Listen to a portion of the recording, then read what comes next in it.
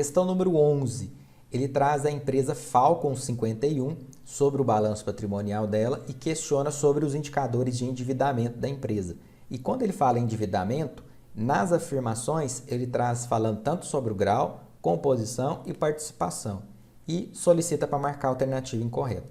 Então, nessa questão aqui eu tenho que ter cuidado, pois eu preciso calcular todos esses índices antes de assinalar essa alternativa incorreta. Para isso, eu deixo as informações como apoio de passivo circulante, não circulante e patrimônio líquido, para facilitar o nosso cálculo. Passivo circulante, conforme o próprio exercício apresenta, é de R$ 70 mil, que corresponde ao somatório de salários e empréstimos. Já o não circulante é de 110, que corresponde ao somatório de fornecedores e empréstimos também, conforme já está classificado. E o patrimônio líquido nessa situação é de 390 mil. E aqui ele não detalhou quais seriam as informações analíticas dessa conta, mas nós precisamos apenas dessa composição aqui do total. A participação de capital de terceiro vai ser a soma de passivo circulante mais não circulante, que esses dois já são capital de terceiro, e eu vou dividir isso daqui pelo passivo total.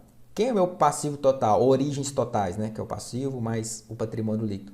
Nesse caso aqui, eu vou somar o circulante, vou colocar só parênteses, circulante, mais o não circulante, mais o patrimônio líquido. Ali o exercício ele já deu para mim, que é de 570 mil. O total de origens, né? Que é o somatório dessas três contas aqui. Então, eu vejo que a participação de capital de terceiro nessa situação é de 0,32. Isso significa que para cada R$1 de origens totais, 32 centavos são origens de terceiro. Então, ou 32% são origens de terceiro. Eu vejo que essa empresa ela tem predominância de capital próprio, que demonstra, inclusive, até no próprio número, né? Que o patrimônio líquido é uma conta maior que, inclusive, o capital de terceiro, que é o circulante e não circulante. E eu vejo que existe uma alternativa sim, né? Que é a alternativa C. No entanto, eu tenho que lembrar que eu tenho que marcar apenas a incorreta. Então, essa aqui já está validada. Grau de endividamento. Aqui eu vou fazer a relação do capital de terceiro, que é o circulante mais o não circulante, com o capital próprio, que é o patrimônio líquido. Quando eu faço isso, eu identifico um grau de endividamento de 0,46. O que isso aqui significa?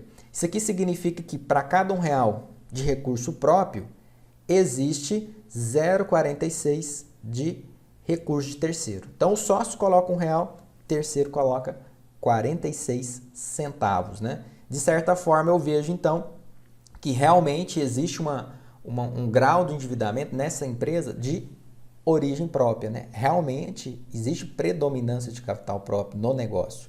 Inclusive, está validado com a alternativa A. Tá? Então, aqui ela está correta, né? Nós temos que marcar a incorreta. Vamos para o próximo. Composição do endividamento. Na composição do endividamento, eu vou identificar o perfil da dívida. Para isso, eu vou pegar o passivo circulante e dividir pelo capital de terceiro, que é o circulante mais o não circulante. Quando eu faço isso, eu identifico uma composição do endividamento de 0,39. O que isso significa? Significa que para cada R$1 de dívidas totais, essa empresa tem 39 centavos de perfil de dívidas de curto prazo ou de dívidas de curto prazo.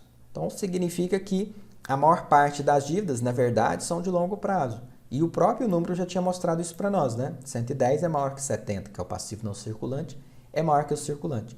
E, inclusive, eu vejo também que está relacionado à alternativa B. Então, A, B e C estão corretas, né? Não preciso me preocupar com elas.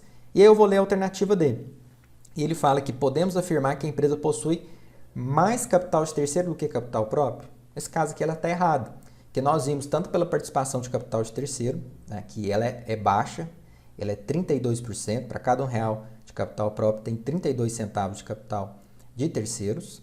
E eu vejo que no grau de endividamento também isso mostra, né, essa comprovação. O sócio coloca R$1, o terceiro coloca 46 centavos. Né? Eu vejo que existe uma proporção maior de capital próprio. Então, essa aqui está incorreta. E aí, podemos afirmar que o perfil da dívida, em sua maior parte, é longo prazo? Pela composição de endividamento, nós vemos que do total da dívida, 39 centavos são dívidas de curto prazo. Se 39 centavos são dívidas de curto prazo, o restante, que é a maioria, né, que dá aproximadamente ali, nesse caso aqui com duas casas, 61 centavos, são dívidas de longo prazo. Né? Então, nesse caso aqui, a gente pode afirmar que esse perfil de dívidas, realmente, a maior parte é de longo prazo. Nós conseguimos confirmar isso. Então, a alternativa incorreta é a alternativa D.